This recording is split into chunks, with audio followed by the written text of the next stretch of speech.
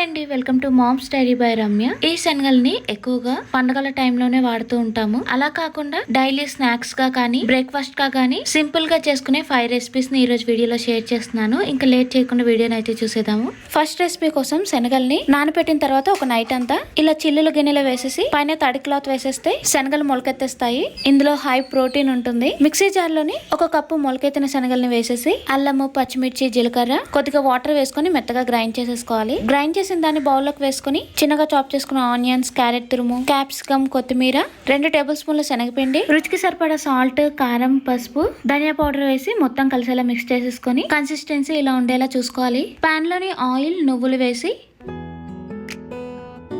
కొద్దిగా బ్యాటర్ వేసుకొని అట్టులాగా వేసుకొని ఒక సైడ్ ఫ్రై అయిన తర్వాత రెండో సైడ్ ఫ్రై చేసుకోవాలి. అప్పుడు పాన్ నుండి ఈజీగా వచ్చేస్తుంది. అంతే, శనగలతో వెజిటబుల్ చీలా అయితే రెడీ అయిపోతుంది. ఇది మార్నింగ్ బ్రేక్ఫాస్ట్ గా కానీ స్నాక్స్ గా కానీ చాలా బాగుంటుంది.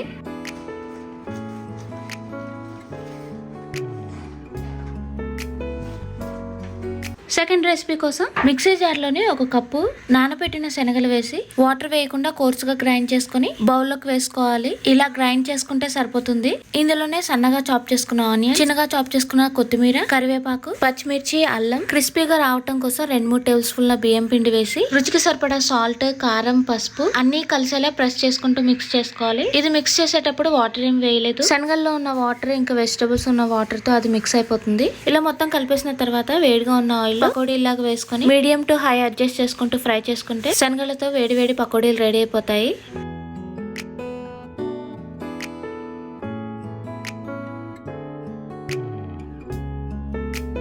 ఈ రెసిపీ కూడా మస్ట్ ట్రై అండి, చాలా బాగుంటుంది. శనగలు నానబెట్టేసుకుంటే చాలు, చాలా ఈజీగా చేసేసుకోవచ్చు.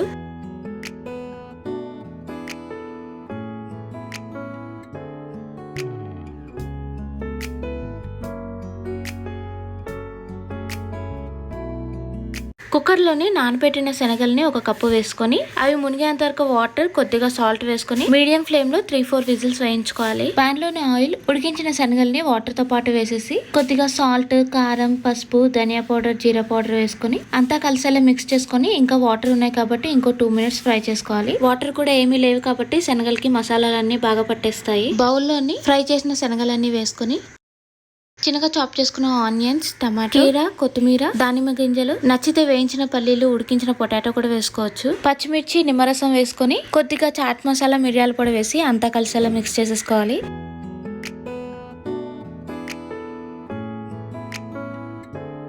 చాలా టేస్టీగా, హెల్తీగా శనగలతో చాట్ అయితే రెడీ అయిపోయింది. దీని టేస్ట్ కూడా బాగుంటుంది. మనం ఎక్కువగా తాలింపు వేసి చేస్తూ ఉంటాం కదా, ఇది కూడా కొంచెం డిఫరెంట్ గానే ఉంటుంది.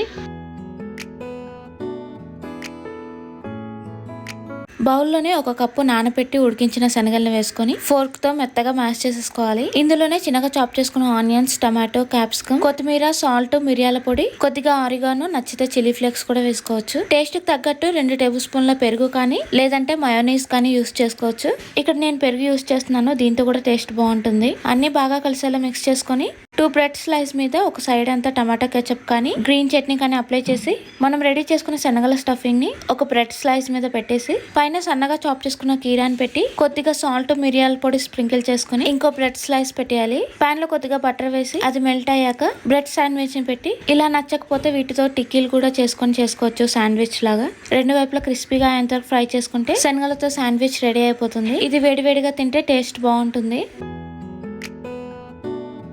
ఫిఫ్త్ రెసిపీ ఇంకా చాలా ఈజీ అండి, చాలా సింపుల్ గా చేసేసుకోవచ్చు. బౌల్లోని ఒక కప్పు శనగల్ని వేసుకోవాలి.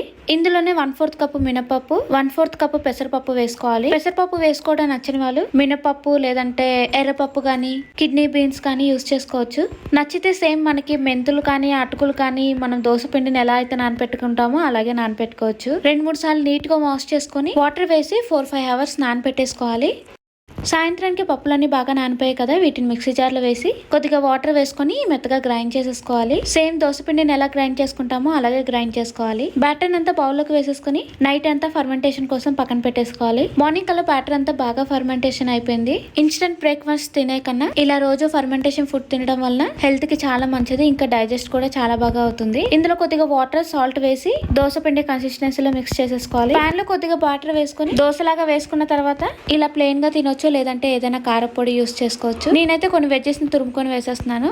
క్యారెట్, బీట్రూట్, ఆనియన్స్ అయితే వేసేసాను. దీని టేస్ట్ సేమ్ దోశలాగే ఉంటుందండి, ఏం చేంజ్ ఉండదు. రెండు వైపులా సరిగ్గా ఫ్రై చేసుకొని ఇష్టమైన చట్నీతో తింటే చాలా బాగుంటుంది. శనగలతో ఈజీగా చేసుకునే రెసిపీస్ అన్నిటిని మీతో షేర్ చేసుకున్నాను. మీరు కూడా ఏదైనా ట్రై చేసి ఉంటే తప్పకుండా కామెంట్ సెక్షన్ లో కామెంట్ చేయండి. ఇంకా మీకు ఏ రెసిపీ బాగా నచ్చిందో కూడా కామెంట్ చేయండి. ఈ వీడియోని అయితే ఇక్కడితోనే ఎండ్ చేస్తున్నాను. మరిన్ని వీడియోస్ కోసం మన ఛానల్ ని సబ్స్క్రైబ్ చేసుకోండి. Thank you for watching. Bye bye.